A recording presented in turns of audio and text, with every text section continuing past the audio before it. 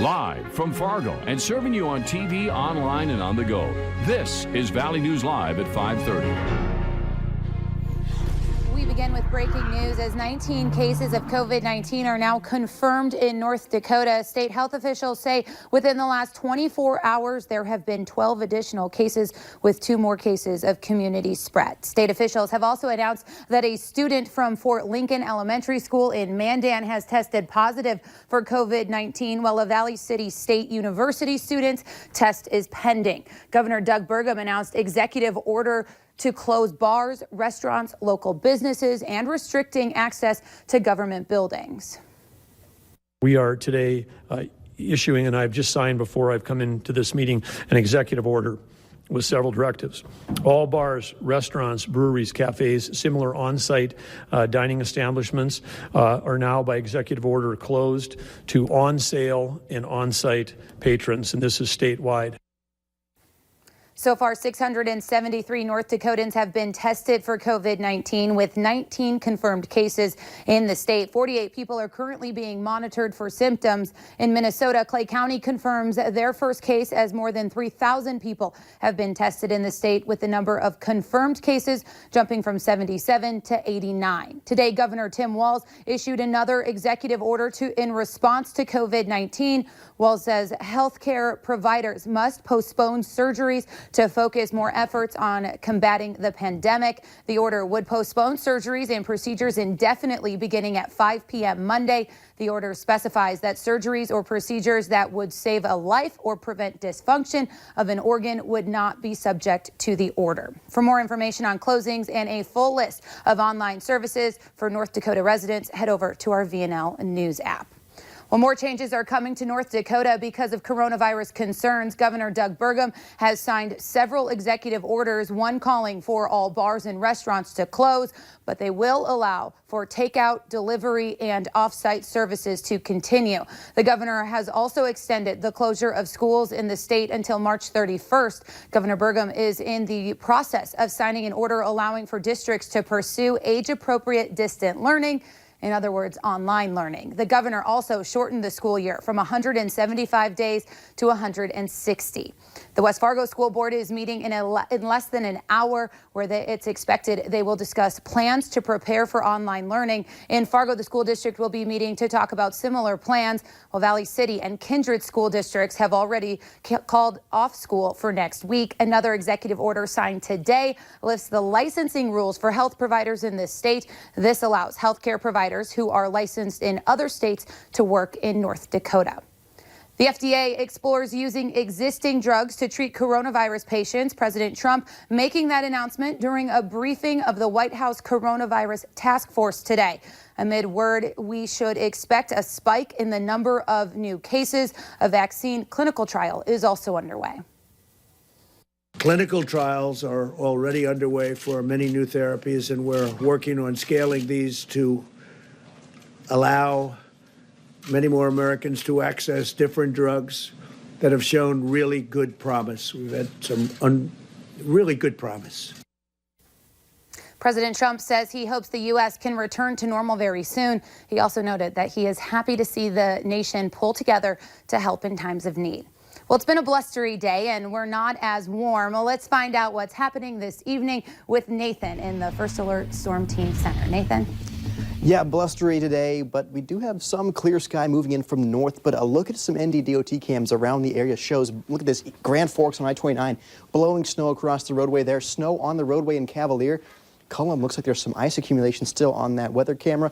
And Emirado also seeing some snow blowing across the roadway. So that's the main concern for those folks in our northern neighborhoods, is that light fluffy snow that fell last night and today is going to be blowing around with those winds gusting upwards of 50 miles per hour this afternoon. But you can see the clear sky pushing in gradually from the northwest. Still some stubborn clouds hanging on in our southern and our eastern neighborhoods. But again, as high pressure moves in, that drier, colder air moves in, those clouds will get pushed out of the way. And you can see where those clouds are, still 33 Alexandria, 30 in Wadena.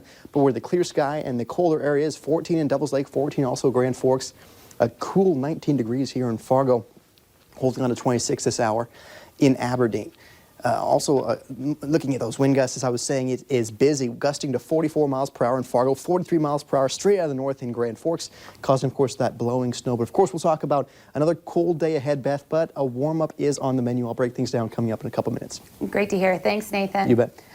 Well, an investigation is now underway after a West Fargo man is found dead in Richland County. Authorities say the investigation is still ongoing regarding Travis Zeck, and no further information will be released at this time. The West Fargo Police Department wants to thank the public for their help in searching for Zeck. Many restaurants in the valley have gone from sit-down to takeout, and this comes as the pandemic has limited the number of people in a room to 10. As Valley News Team's Callie Hubbard found out, local food places are busier than ever. Restaurants are busy. Takeouts over there, deliveries over there. Randy's University Diner on South University Drive doesn't look like it normally does.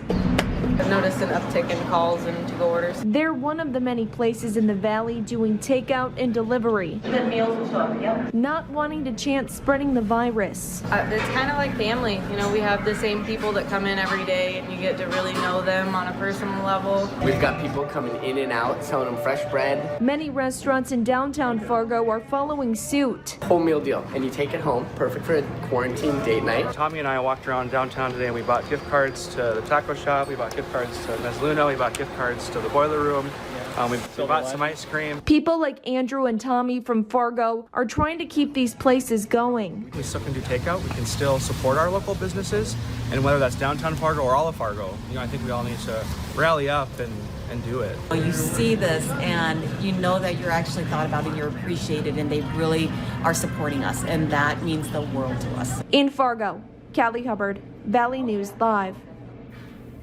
Other restaurants in the metro are offering delivery through DoorDash and Grubhub. Some places are offering curbside delivery as well. To learn more, visit the VNL app. Well, there's now less than a half an hour left to get your shopping in at West Acres Mall. The mall is shutting down at 6 this evening. It will be closed for the rest of the month and could stay closed even longer. Tune in to a live report at 6 as we catch up with shoppers getting some last-minute items. And the Red Lake and White Earth Nations both announced their casinos are closing for the next 2 weeks. The casinos in Thief River Falls and War Road closed at 4 this afternoon. The casino in Bagley went dark last night. Well, the parking lot at Freedom Elementary School was busy today as parents swung by to pick up their children's school supplies. Parents stayed in their cars while staff members ran students' materials outside in bags. And this comes as all North Dakota schools were canceled for the week. It was nice to actually see faces, and they had kids with them too. They all stayed in the car and we were able to wave to them, which was really nice and stuff. We miss our students. It was pretty packed this morning. We had a rush this morning of cars.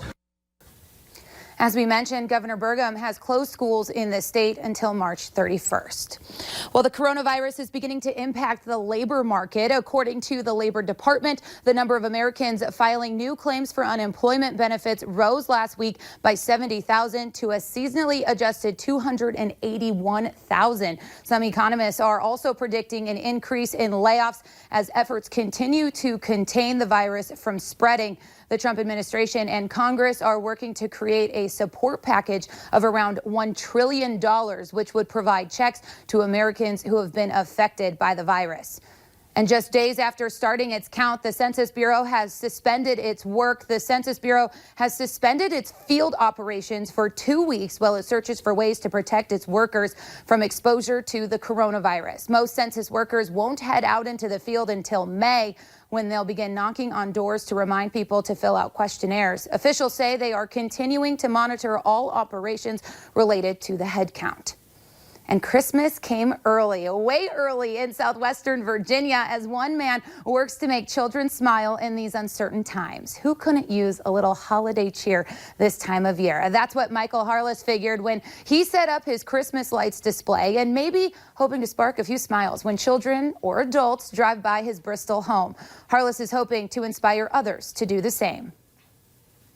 It's just happiness. It's cheer. I was thinking about a time back in the 80s when Christmas was everything was closed and you couldn't get anywhere, and we were still happy.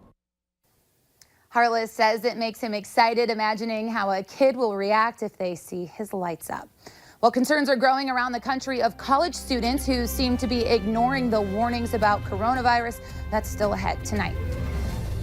And here's a look at that almanac for today here in Fargo. 23 degrees with that high, about 15 degrees below average for this time of year, much cooler than it was yesterday. And for our friends in Grand Forks, 16 degrees was that high temperature today, and colder air is making its way in. I'll break down your forecast next.